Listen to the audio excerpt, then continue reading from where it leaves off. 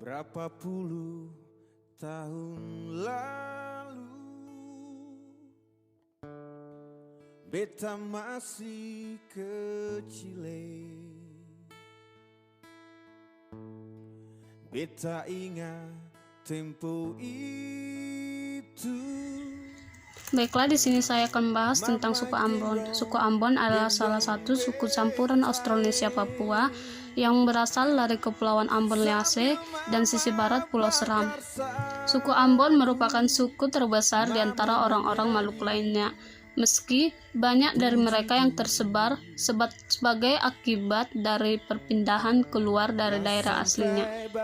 Istilah Ambon sendiri menurut penduduk lokal berasal dari kata ombong atau embun. Ini mengacu pada puncak-puncak di pulau tersebut yang memang sering tertutup embun tebal. Selanjutnya saya akan bahas tentang bahasa Ambon. Bahasa Ambon merupakan bahasa yang tergolong sebagai rumpun atau dialek dari bahasa Melayu standar yang diperuntukkan di wilayah Provinsi Nodaku yang mencakup kota-kota Ambon, pulau-pulau Lease, yaitu Saparau, Haruku, dan Nusa Laut, serta Pulau Buano, Pulau Manipa, Pulau Kelang, Pulau Seram, serta bahasa ini juga dipakai sebagai bahasa perdagangan atau trade language di Banda, Kepulauan Watu Bela, Pulau Buru, Nodaku Tenggara, sampai ke Nodaku Barat Daya.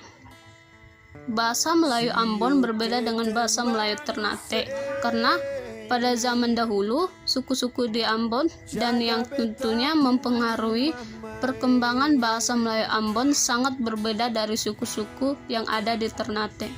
Misalnya, bahasa Melayu Ambon mendapat banyak pengaruh dari bahasa Melayu Makassar.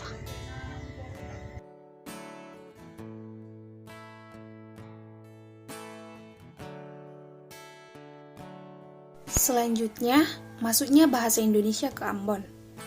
Setelah bahasa Indonesia baku mulai diajarkan di sekolah di Maluku, karenanya ia mulai memengaruhi bahasa Melayu Ambon, sehingga sejumlah kata diserap dari bahasa Indonesia baku ke dalam bahasa Melayu setempat. Tentu saja disesuaikan dengan logat setempat. Pada awal mulanya misionaris Belanda menerjemahkan Injil dalam bahasa Melayu dan dibawa ke Ambon. Bahasa Indonesia baku mulai diajarkan di sekolah-sekolah di Maluku. Karenanya, ia mulai memengaruhi bahasa Melayu Ambon, sehingga sejumlah kata diserap dari bahasa Indonesia baku ke dalam bahasa Melayu setempat. Tentu saja disesuaikan dengan logat setempat. Pada awal mulanya misionaris Belanda menerjemahkan dalam bahasa Melayu dan dibawa ke Ambon. Struktur bahasa Melayu Ambon ini juga lebih kurang berlainan dengan Melayu pada umumnya. Namun, lazim di Indonesia Timur, struktur bahasanya sangat mirip dengan bahasa-bahasa di Eropa. Perubahan bahasa. Kesudahan lafal juga mengalami nasalisasi terutama pada imbuhan N. Diperkirakan nasalisasi pada bahasa Ambon merupakan dampak pengaruh Jepang seperti berikut: makang jadi makan, badiang menjadi berdiam, ikang menjadi ikan, lawang menjadi lawan, bagong menjadi bangun, dan sebagainya. Untuk kata ganti orang merupakan sebagai berikut: beta menjadi saya, ose menjadi kamu. Di beberapa daerah diceritakan ose atau se asal dari kata fosse. Portugis, kata ose dianggap sebagai kata yang kasar.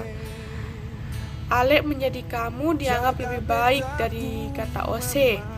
Ia menjadi do. Kantong menjadi kependekan dari kita, orang atau kita.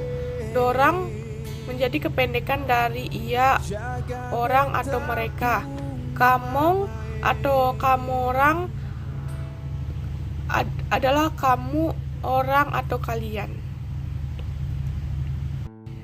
Ungkapan khas yang lain adalah awe, mamae, sio mama, tuang ala, tuang ana, ai, gaga, batu, manise, dan sebagainya. Di sini juga terdapat panggilan sosial, yakni babang atau abang sebagai kakak laki-laki, caca sebagai kakak perempuan Islam, usi sebagai kakak perempuan Kristen, nona sebagai gadis, nyong menjadi kakak. Mama bakar sagu, mama menyanyi buju-buju. Lah sampai besar bagi